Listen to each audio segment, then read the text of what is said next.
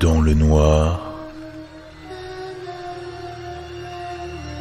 plongé dans l'horreur.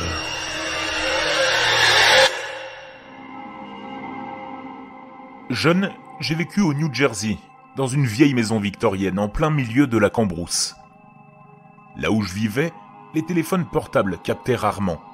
Il y a quelques décennies, quand j'étais enfant, la construction d'un lotissement a commencé.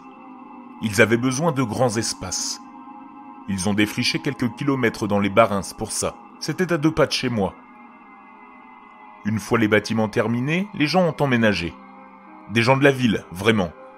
C'était soit des personnes âgées, soit de nouvelles familles avec de très jeunes enfants.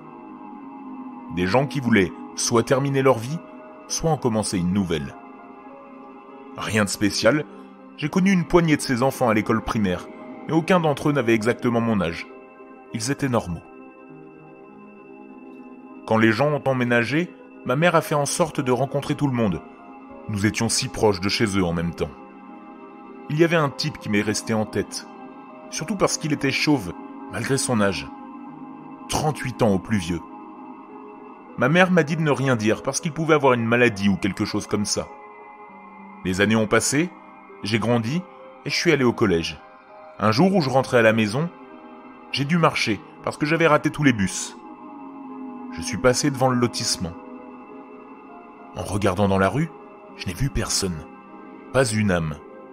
Il était environ 17h20 selon ma montre, si je me souviens bien. Normalement, tous les pères rentraient chez eux à 17h. La curiosité m'a pris. Je me suis engagé dans la rue pour voir ce que je pouvais découvrir.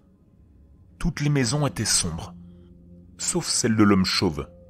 J'ai jeté un coup d'œil à sa fenêtre et j'ai vu toute la population du lotissement assise dans son salon. Les enfants, les parents et les personnes âgées. Tout le monde. Au milieu de tout ce monde, il y avait le chauve.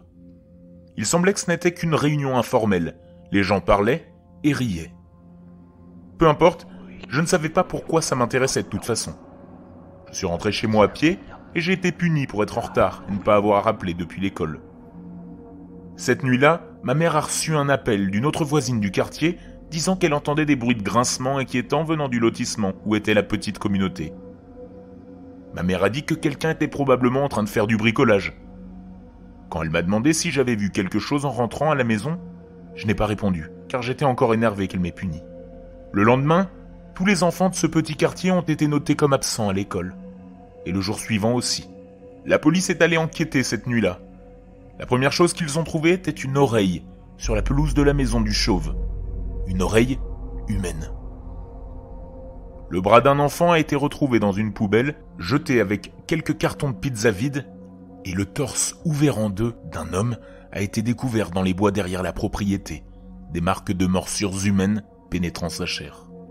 Le reste de la communauté était à l'intérieur de la maison. Toutes les entrées, portes et fenêtres étaient bloquées par des planches. Quand ils ont enfoncé la porte, ils ont trouvé les cadavres de tous les habitants du lotissement. Les enfants, les parents, les personnes âgées, tout le monde. Certains étaient mutilés au point d'être méconnaissables, et il manquait des organes à la plupart, le foie, les reins. Les médecins légistes ont démontré que les victimes étaient encore vivantes lorsque les organes ont été prélevés. Le corps d'un enfant a également été retrouvé dans le four de la maison, brûlé à tel point que sa peau avait fondu. Les médecins légistes ont affirmé que l'enfant était encore vivant lorsque sa peau a commencé à fondre. Les enfants, les parents, les personnes âgées, tout le monde, sauf le chauve.